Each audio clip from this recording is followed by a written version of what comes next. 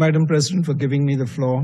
I also wish to thank the Danish presidency for bringing focus to UN peace operations through today's discussions. We gather today at a pivotal moment for UN peacekeeping, an institution that has served as a beacon of hope and stability, and hence it is imperative that we reflect on the lessons of our past and adapt our strategies to meet the challenges of the present and future. At the same time, it's important to underline that any re-evaluation and remodeling of the peacekeeping infrastructure must be rooted in consensus. In this context, I'd like to emphasize on the following key elements. First, UN peacekeepers today have to contend with the presence of non-state actors, armed groups, terrorists, as well as transnational criminal networks.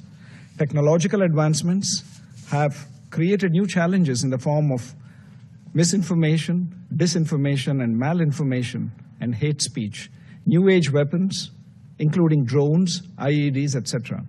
These are but a few new realities that peacekeepers are up against. Second, adapting peace operations to new realities cannot happen unless those on the ground, the troop and police contributing countries, are made part of the mandate formulation process at every stage. Third, countering modern challenges to peacekeeping demands that missions are adequately funded and resourced. Resources need to be commensurate with the mandate. The current state of uncertainty over funding and the mandate-resource mismatch is neither sustainable, nor comforting, nor desirable, particularly for countries from the global south who contribute the lion's share of troops. Fourth, rationalization of peacekeeping missions is essential for the efficient allocation of resources. Redundant missions that continue on political life support without operational rationale, only for propaganda purposes, divert resources from urgently required peacekeeping missions and undermine the credibility of the UN. Fifth, with respect to peace building by peace operations, Madam President, national ownership should remain the core principle in all peace building initiatives and activities.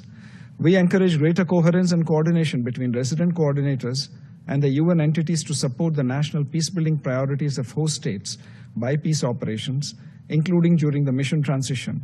Further, we strongly support the WPS and the YPS agenda and greater engagement of the Peacebuilding Commission with international financial institutions to provide financing for peacebuilding activities. Sixth, adapting peace operations to new realities also involves enhancing the critical role of women peacekeepers, both qualitatively and quantitatively. I'm pleased to share that in February this year, India organized the first ever conference for women peacekeepers from the Global South, bringing together representatives from 35 troop and police contributing countries to deliberate on this key issue. It is no longer a question of whether women can do peacekeeping. Rather, it is about whether peacekeeping can do without women. Seventh, peacekeeping is not a zero-risk effort. Safety and security of peacekeepers must remain paramount. In an era marked by complex conflicts and asymmetric threats, we must ensure that those who risk their lives for peace are adequately protected and that perpetrators of crimes against peacekeepers are brought to justice. Eighth, troop and police contributing countries need to focus on enhancing the capabilities of their personnel to address emerging challenges in order to operate effectively in hostile environments. India is willing to curate and offer courses that address specific demands of modern peacekeeping at our Center for UN Peacekeeping, which has been training national and international peacekeepers for over 2 decades. Ninth, the use of advanced surveillance, communication, and data analytic tools should be integrated into peacekeeping operations to improve situational awareness and rapid response capabilities. India stands ready to share its expertise as a technology enabler in this regard. 10th, even as we deliberate on adapting peace operations to new realities, it's important to acknowledge that peacekeeping missions cannot exist in perpetuity. Missions need to have viable transition plans and exit strategies that ensure that peace sustains. Lastly, peacekeeping cannot be the sole solution to conflicts. Peace holds when peacekeeping operations are accompanied by political solutions. These can only emerge when there is coherence within the UN Security Council. It is thus imperative to reform the Security Council in both categories to make it more reflective and representative of current geopolitical realities. Madam President, India is compelled to note that the delegate of Pakistan has yet again resorted to unwarranted remarks on the Indian Union territory of Jammu and Kashmir. Such repeated references neither validate their illegal claims nor justify their state-sponsored cross-border terrorism. Jammu and Kashmir was, is, and will always be an integral part of India. Pakistan continues to illegally occupy the territory of Jammu and Kashmir, which it must vacate. We would advise Pakistan not to try to divert the attention of this forum to drive their parochial and divisive agenda. India will refrain from exercising a more elaborate right of reply.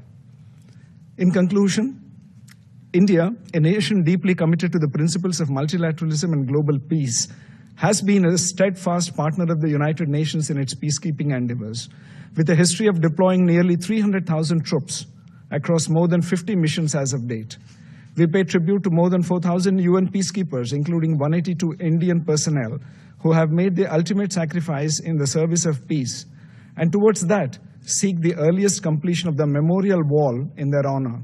And as we look to the future, India reaffirms its unwavering commitment to UN peacekeeping and pledges its continued support to the UN in its pursuit of international peace and security. Our vision for reform highlights the need for a more balanced, inclusive, and effective approach to UN peacekeeping for an era of limited resources, geopolitical volatility, and upheaval. Thank you, Madam President.